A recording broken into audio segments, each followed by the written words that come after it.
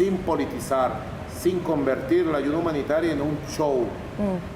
En la Venezuela de hoy, marcada por sanciones, aislamiento internacional y una presión constante que el discurso oficial atribuye directamente a Estados Unidos, el poder ya no se limita a gobernar, sino que se atrinchera, se defiende y sobre todo recuerda. En ese clima de asedio permanente, donde cada crisis es presentada como un ataque y cada oposición como una amenaza existencial, Nicolás Maduro, a sus 63 años, deja entrever algo más profundo que una simple confrontación política: la existencia de 5 personas concretas cuyos nombres, según esa lógica de poder, representan traición, desafío y peligro, y a las que jamás estaría dispuesto a perdonar. Porque cuando el poder se siente acorralado, no busca reconciliación, busca responsables, y los convierte en el eje de su propia supervivencia. El presente político de Venezuela no puede entenderse sin la sensación constante de asedio que domina cada discurso oficial, cada comparecencia pública y cada decisión tomada desde el poder. En los últimos años, el país ha sido escenario de sanciones económicas severas, aislamiento diplomático progresivo y una confrontación abierta con Washington que el gobierno describe como una agresión directa a la soberanía nacional. En esa narrativa, Estados Unidos no aparece solo como un adversario externo, sino como el eje de una ofensiva prolongada que explicaría el colapso económico, la presión social y la fractura institucional. Gobernar, en este contexto, no significa administrar consensos, sino resistir, señalar enemigos y cerrar filas. Es en ese clima donde se consolida la figura de Nicolás Maduro, no como un líder conciliador, sino como un dirigente moldeado por la desconfianza. Su trayectoria política no nace en los salones tradicionales del poder, sino en espacios de militancia sindical y activismo ideológico, donde la lealtad no era un valor abstracto, sino una condición de supervivencia. Desde sus primeros pasos en la política, su ascenso estuvo íntimamente ligado a una lógica binaria: estar dentro o estar fuera, ser parte del proyecto o convertirse en una amenaza. En ese universo mental no hay grises y mucho menos segundas oportunidades. La llegada al poder no suavizó esa visión, al contrario, la profundizó.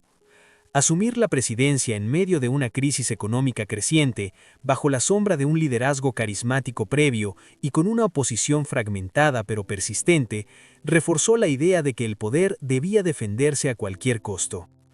Cada protesta, cada denuncia internacional y cada figura opositora que ganaba visibilidad era interpretada no como un ejercicio democrático, sino como un eslabón más de una cadena de ataques coordinados. La presión externa y la interna comenzaron a fundirse en un solo relato, en el que la traición ya no era una posibilidad, sino una certeza permanente. Con el paso del tiempo, esa mentalidad fue dejando una huella clara.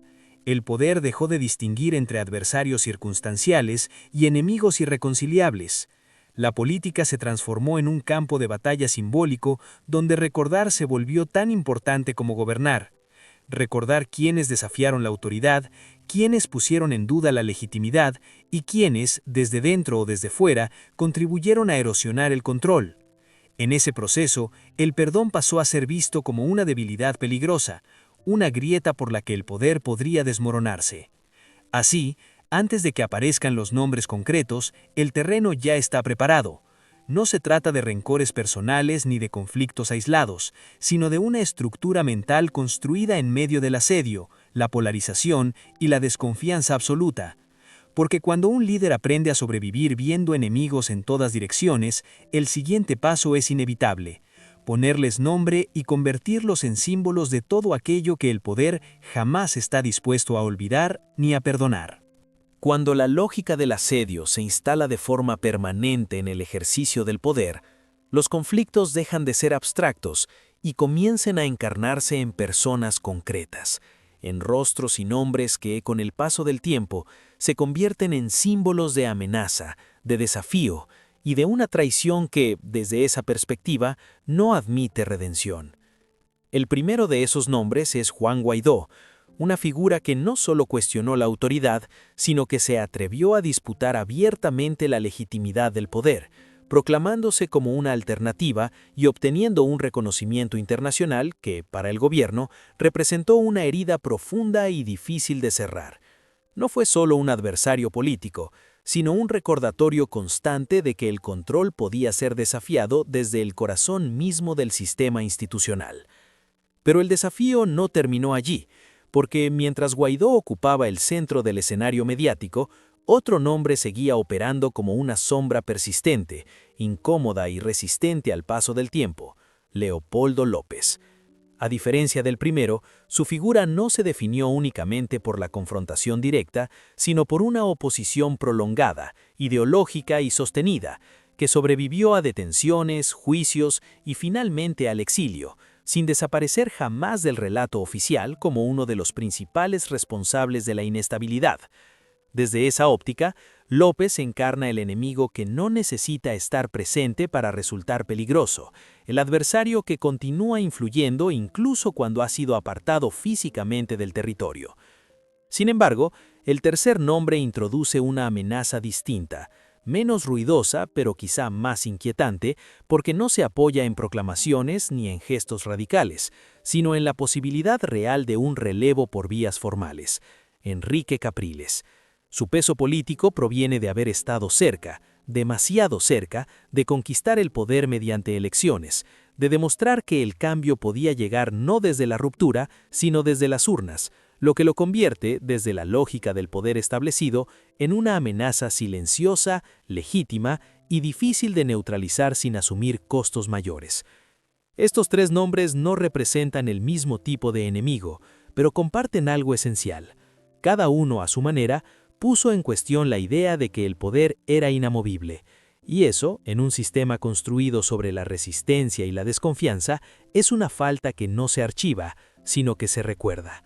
Lo que une a estos tres nombres no es una alianza ni una estrategia compartida, sino el hecho de haber fracturado, cada uno desde un ángulo distinto, la idea de control absoluto que el poder necesita proyectar para sobrevivir.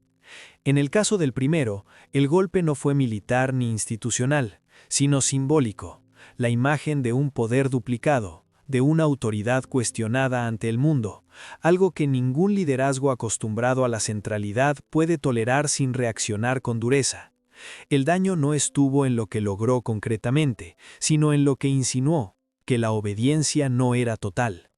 El segundo nombre introduce una herida más lenta, pero más profunda, porque no se apaga con el paso del tiempo ni con la distancia geográfica.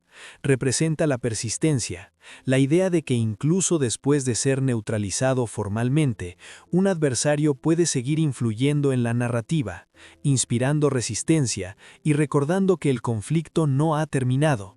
Desde la lógica del poder, este tipo de enemigo resulta especialmente peligroso, porque no puede ser derrotado con una sola acción ni borrado con una sola decisión judicial.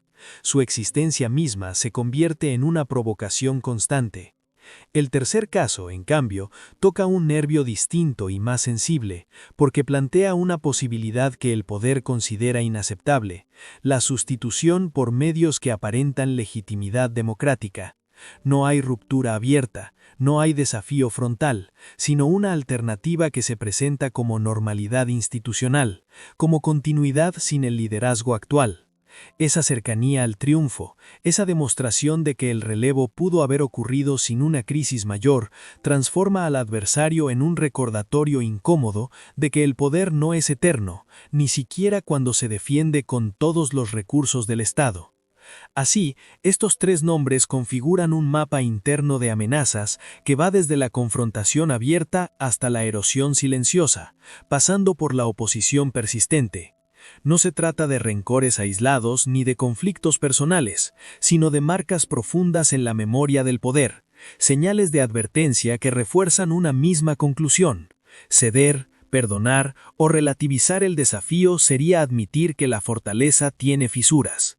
Y cuando el poder llega a ese punto, cuando decide que no puede permitirse olvidar a quienes lo pusieron en jaque desde dentro, el siguiente paso es inevitable, porque la lista de enemigos no se detiene en las fronteras nacionales, al contrario, se expande, se internacionaliza y adquiere una dimensión mucho más amplia, donde los nombres ya no pertenecen solo a personas, sino a fuerzas que el poder percibe como imposibles de controlar. Si los tres nombres anteriores representan heridas abiertas dentro del tablero político nacional, los dos enemigos que completan esta lista llevan el conflicto a una dimensión mucho más amplia y compleja, una en la que el poder deja de enfrentarse a individuos concretos para chocar contra fuerzas que no controla y que precisamente por eso resultan imposibles de neutralizar del todo. El primero de ellos es Estados Unidos, una presencia constante en el discurso oficial, no solo como adversario diplomático, sino como el origen simbólico de todos los males que rodean al país, desde las sanciones económicas hasta el aislamiento financiero y la presión internacional sostenida.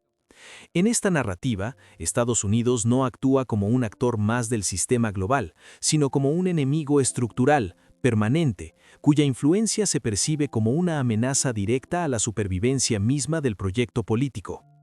A diferencia de los adversarios internos, este enemigo no puede ser juzgado, encarcelado ni expulsado, lo que lo convierte en una figura ideal para sostener un relato de resistencia interminable, pero también en una fuente constante de tensión. Cada sanción, cada pronunciamiento y cada gesto diplomático se integran en una historia de agresión prolongada, donde el poder se define a sí mismo como una fortaleza sitiada. Desde esta perspectiva, no hay espacio para el perdón, porque perdonar implicaría admitir que el conflicto puede resolverse y eso supondría desarmar el eje central sobre el que se construye la legitimidad del enfrentamiento.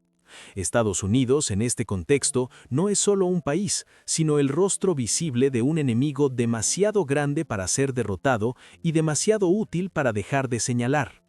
Sin embargo, el último enemigo de esta lista resulta aún más inquietante, porque carece de fronteras claras, de líderes identificables y de una estructura que pueda ser controlada por los mecanismos tradicionales del poder. Se trata de prensa internacional, un conjunto difuso de medios, periodistas y plataformas que desde la mirada oficial no informan, sino que atacan, distorsionan y construyen una imagen negativa que se proyecta al mundo entero. A diferencia de un Estado, la prensa internacional no firma tratados ni responde a embajadas, opera en el terreno de la narrativa, donde el poder pierde su capacidad de imponer una sola versión de los hechos. Este enemigo es especialmente peligroso porque actúa sobre el tiempo y la memoria. Las sanciones pueden levantarse, los gobiernos pueden cambiar, pero los relatos permanecen, se archivan, se citan y se reproducen una y otra vez. Cada informe crítico, cada titular incómodo y cada investigación publicada se convierte, desde la lógica del poder, en una agresión que no puede ser castigada sin pagar un alto costo político. No hay manera de silenciar por completo una historia cuando ésta ya ha cruzado fronteras y ha sido absorbida por la opinión pública internacional. Así, el conflicto alcanza su punto más alto de complejidad. Frente a los enemigos internos, el poder puede actuar. Frente a estos dos últimos, solo puede resistir y responder, alimentando una confrontación que parece no tener final.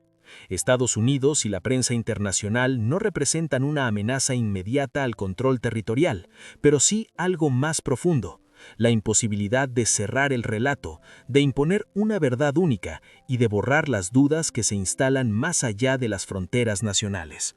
En este punto, la lista de los que no serán perdonados queda completa, y con ella se revela una lógica implacable. Cuando el poder ya no distingue entre crítica y ataque, entre oposición y conspiración, el perdón deja de ser una opción y se convierte en un riesgo que no está dispuesto a asumir.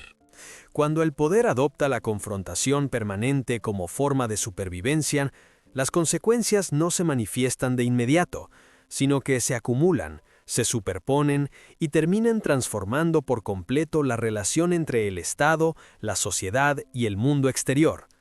En este punto del relato, ya no importa quién fue el primero en atacar ni dónde comenzó el conflicto, porque la lógica de no perdonar ha redefinido todas las prioridades. Gobernar deja de ser un ejercicio de equilibrio y se convierte en un acto constante de defensa, donde cada decisión se toma bajo la sospecha de que ceder un centímetro equivale a perder el control. En el plano internacional, esa postura endurecida profundiza el aislamiento y refuerza la imagen de un país en guerra política continua, lo que limita los márgenes de negociación y reduce los espacios de diálogo. Cada gesto conciliador es leído como una señal de debilidad, tanto por los adversarios externos como por los enemigos internos, lo que obliga al poder a sostener un discurso de firmeza ininterrumpida, incluso cuando las condiciones económicas y sociales exigen soluciones urgentes. La confrontación, en lugar de ser una herramienta temporal, se vuelve un estado permanente. Pero el impacto más profundo se produce hacia adentro, en la estructura misma del poder.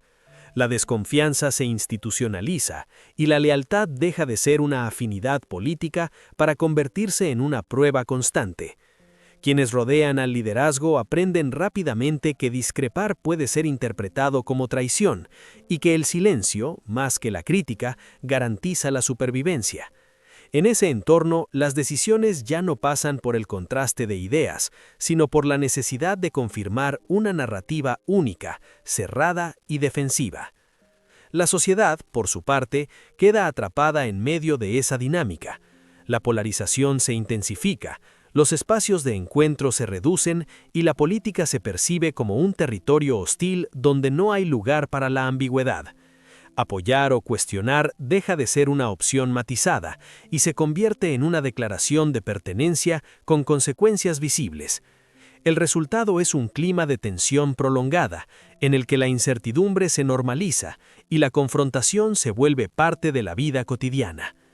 En este contexto, la negativa a perdonar no es solo una postura moral o política, sino una estrategia de control que, paradójicamente, genera nuevas vulnerabilidades. Al cerrar todas las puertas al entendimiento, el poder se aísla también de posibles salidas, de mecanismos de corrección y de soluciones que no pasan por la imposición. Lo que comenzó como una respuesta al asedio termina transformándose en un círculo cada vez más estrecho, donde la fortaleza aparente convive con una fragilidad silenciosa que pocos se atreven a señalar. Con el paso del tiempo, la lógica de la confrontación permanente deja de ser una estrategia política y comienza a convertirse en una carga que pesa sobre todos los niveles de la sociedad. El costo humano de no perdonar no se mide únicamente en cifras económicas o en estadísticas oficiales, sino en el desgaste silencioso de una población obligada a vivir en un estado de tensión constante, donde el futuro se percibe incierto y el presente se experimenta como una lucha continua. La política invade la vida cotidiana y cada gesto, cada opinión, cada silencio adquiere una dimensión política que agota incluso a quienes no participan directamente en el conflicto. Para el poder, este escenario también tiene consecuencias profundas. Gobernar desde la desconfianza absoluta implica sostener un equilibrio frágil en el que cualquier fisura puede ser interpretada como un signo de debilidad. La vigilancia se intensifica, los márgenes de error se reducen y la presión por mantener una imagen de fortaleza inquebrantable se vuelve constante. En ese contexto, el liderazgo corre el riesgo de quedar atrapado en su propia narrativa, incapaz de adaptarse a cambios que no encajen en el esquema de enemigos y aliados previamente definido. El impacto simbólico es igualmente significativo. Un poder que no perdona transmite la idea de que el conflicto es eterno, que no existe un después posible en el que las heridas puedan cerrarse. Esta percepción cala hondo en la sociedad, alimentando una sensación de estancamiento y de repetición, como si el país estuviera condenado a revivir una y otra vez las mismas disputas sin alcanzar nunca una resolución real. La esperanza en este escenario se vuelve un recurso escaso, y la política se asocia más con el miedo que con la posibilidad de cambio. Además, la ausencia de perdón dificulta cualquier intento de reconstrucción del tejido social. Las divisiones se consolidan, los bandos se endurecen y la desconfianza se hereda de una generación a otra, creando un legado de polarización que trasciende al liderazgo actual. Incluso cuando las circunstancias cambian, las cicatrices permanecen, recordando que hubo un tiempo en el que el diálogo fue reemplazado por la confrontación y la reconciliación quedó relegada a un segundo plano. Así, el precio de no perdonar termina siendo más alto de lo que el poder está dispuesto a admitir. Lo que en un inicio parecía una forma de proteger la autoridad, se transforma, poco a poco, en una fuente de desgaste continuo, una carga que erosiona tanto al liderazgo como a la sociedad que gobierna. Y en ese desgaste silencioso se esconde una pregunta incómoda. Si el poder se define únicamente por su capacidad de resistir, ¿qué queda cuando ya no es capaz de ofrecer un horizonte distinto al conflicto permanente? Llegados a este punto, la pregunta ya no es quiénes integran la lista de los no perdonados, sino por qué esa lista existe y por qué, lejos de reducirse con el tiempo, se vuelve un componente estructural del ejercicio del poder. En el caso de Nicolás Maduro, la negativa al perdón no puede explicarse como un rasgo de carácter aislado ni como una reacción emocional frente a la adversidad, sino como el resultado lógico de una trayectoria construida bajo presión constante, lealtades absolutas y una narrativa de asedio que no admite fisuras.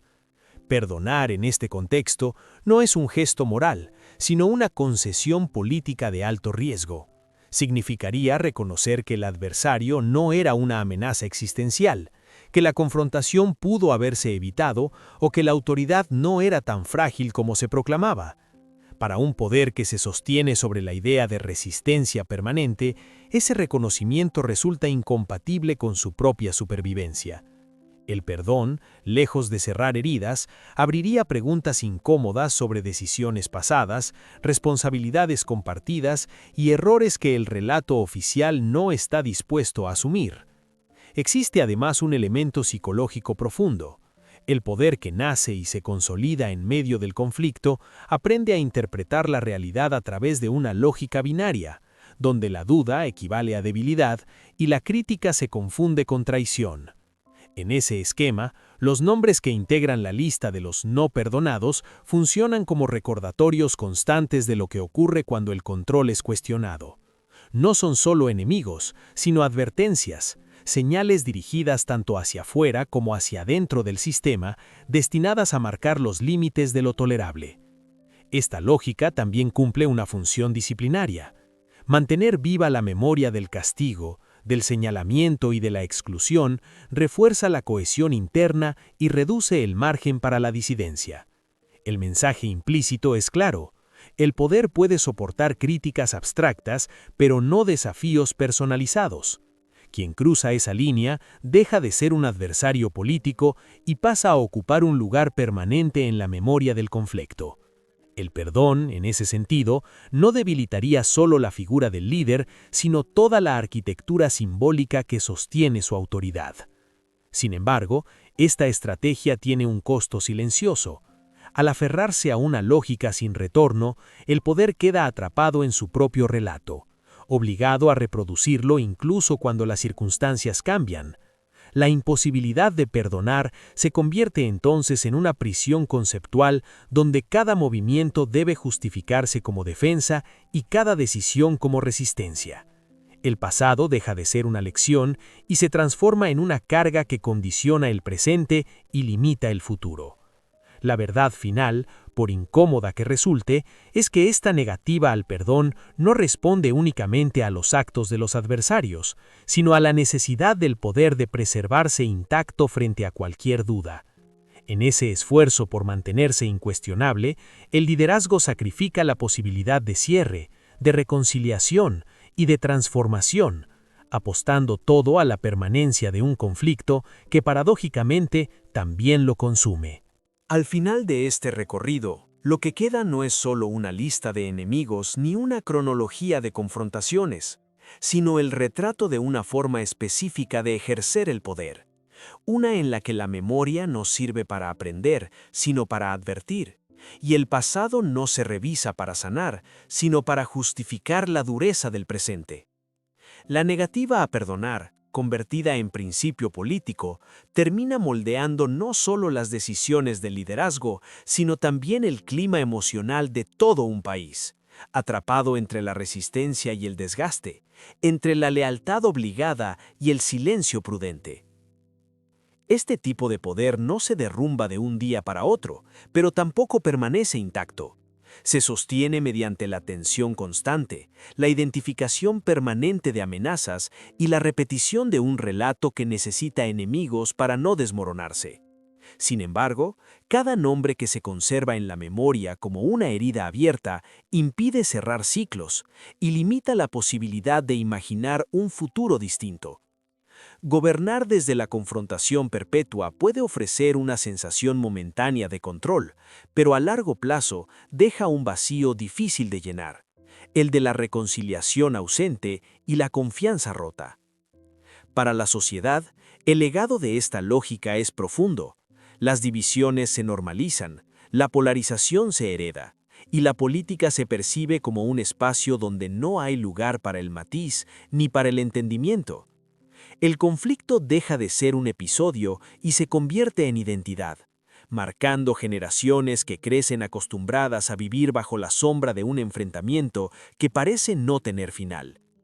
En ese contexto, la pregunta ya no es quién tenía razón, sino cuánto se perdió en el camino. La historia, tarde o temprano, juzga no solo las decisiones tomadas, sino también las oportunidades desperdiciadas. Un poder que no perdona puede imponerse durante años, pero rara vez logra dejar un legado de estabilidad duradera. Al aferrarse a la idea de que ceder es morir, termina renunciando a la posibilidad de transformarse, de adaptarse y de cerrar heridas que siguen sangrando bajo la superficie. Y así, el eco que queda no es el de los discursos ni el de las confrontaciones, sino una pregunta que resuena más allá de los nombres y de los cargos. ¿Qué precio paga una nación cuando el perdón es visto como una amenaza y no como una salida?